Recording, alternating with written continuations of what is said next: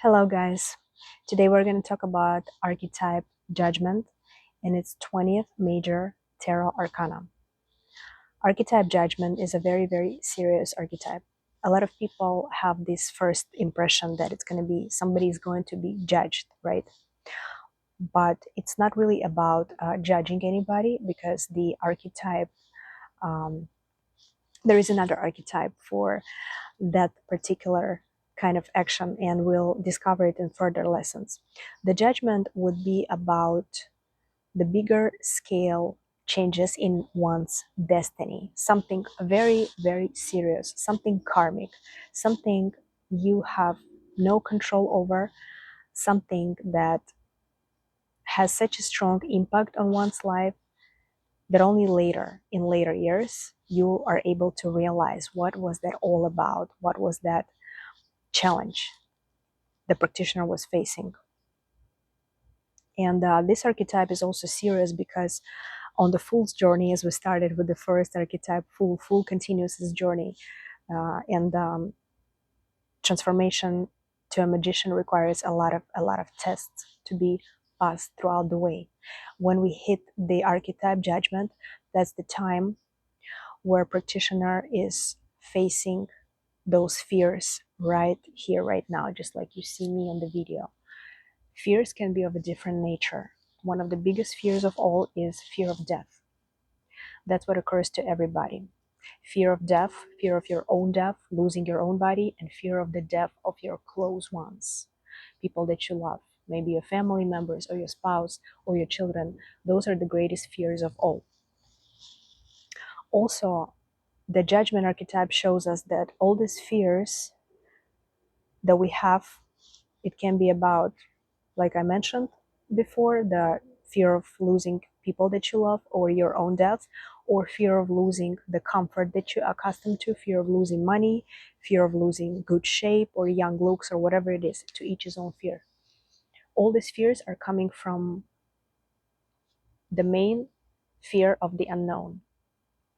We all have different equilibrium forces around us that are trying to stop us from being the best version of ourselves, that are trying to stop us to be who we want to be, really, to be an achiever, to be a successful person, if you will, to be the person who has accomplished something. And all those fears, they manifest in form of people around us who are trying to stop us to do something that we want to do, for example. Or our own brain loves to play tricks on us, where like, no, you're not going to make it, you're not going to achieve the XYZ goals, because there are so many risks involved with it. There is a risk of abandonment, there is a risk of being not accepted or not validated by others.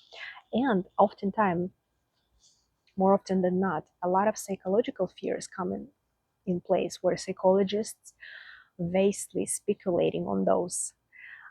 They're always blaming somebody else but ourselves. But archetype judgment is the archetype of a person who is capable of taking responsibility in their own hands and not blame anybody in their so-called sorrows. Because the mature person, that's the maturest person's position. We reap what we sow, and we know how to separate wheat from chaff throughout the process of learning about this life and about this universe.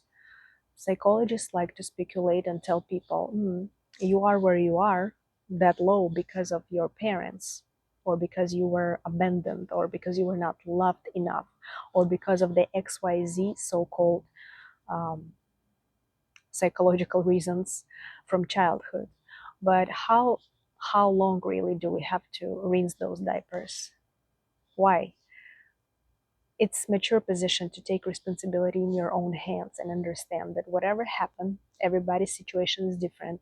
Some childhood is much more severe than the other people's, and much less happy than the others. But whatever it is, regardless, we have to be thankful, as our parents gave us life, and they did the best they could at that time.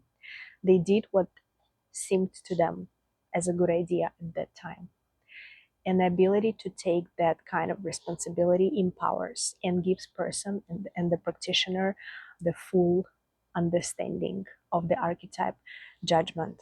Also, it has a lot to do with recognition of our past lives, because certain secrets I'm going to reveal right now in this video while we're going to be analyzing the glyphs of the card. I'm going to take the classic Rider-Waite tarot. I'm going to cover up some moments right here. I don't want this video to be blocked by YouTube, but there you go. The traditional tarot deck, which is Rider-Waite, which is the ABC for everybody who learns about tarot.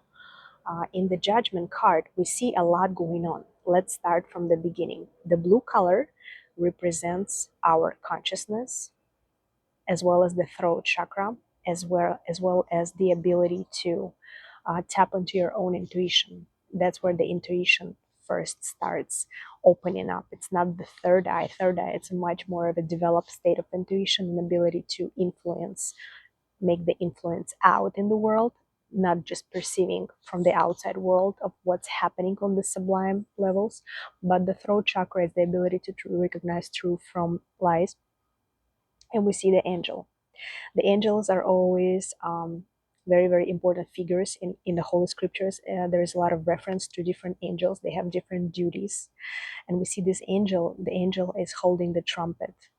The trumpet is calling people onto something, calling. There is a very higher call to be answered to. The trumpet is a representation of vibrations, higher brain frequencies that are not available to majority of people. That it's a very, very specific type of frequency that's available to those who meditate and who know how to change their state of consciousness upon request, upon the necessity. Also, we see the interesting red flag. What is this red cross? I mean, the flag is white, but the cross is red. The red cross on the angel's flag on the trumpet does represent the four elements.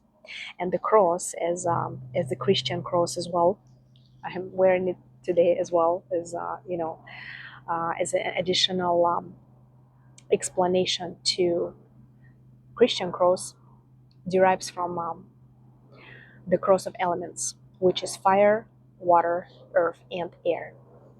On the pre-Christian times, people knew about the importance of the elements and how they harmonizing the whole universe we live in. That whole universe does consist of it.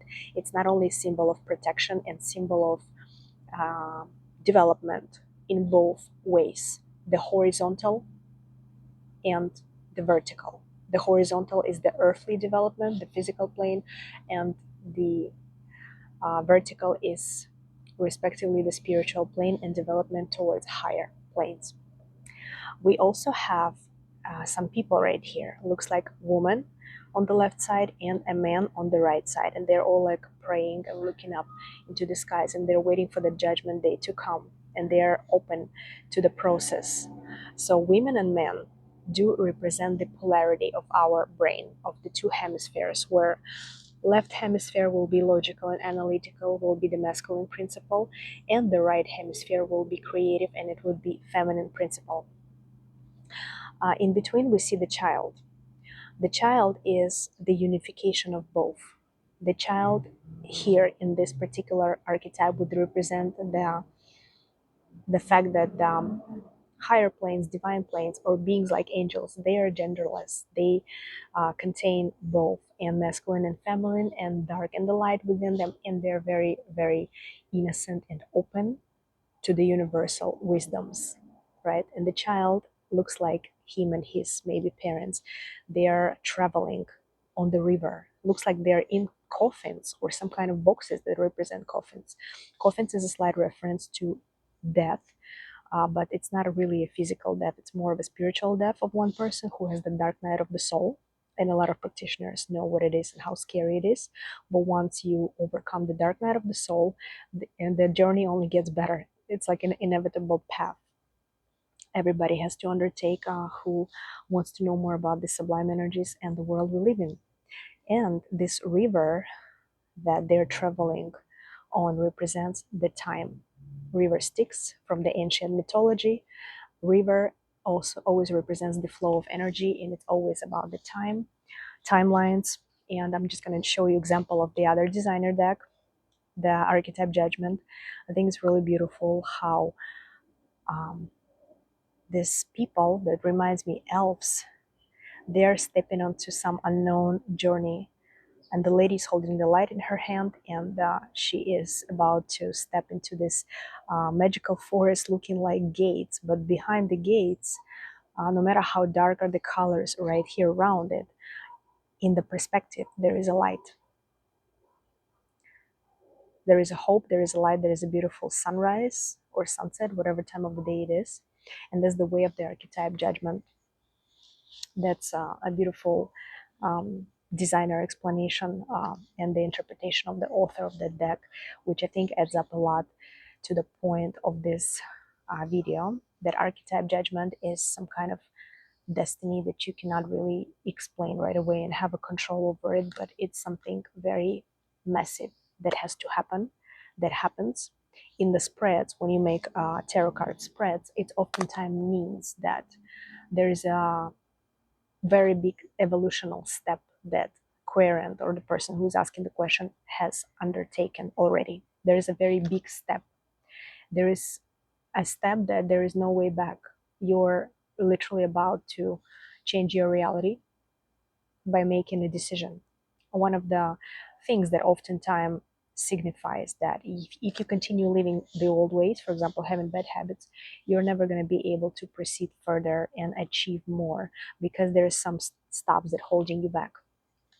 Like just a classic example of that New Year's resolution, when everybody's about to start new life, new me, this and that, starting from January 1st, I'm going to start working out and going to the gym and stuff like that. And when, you know, the energy is right there, you go do it for a month or two, and then you stop doing it and you go back to the old, because the routines are very, very inertious. The routine masses and the equilibrium forces that try to even everybody up for their own purposes.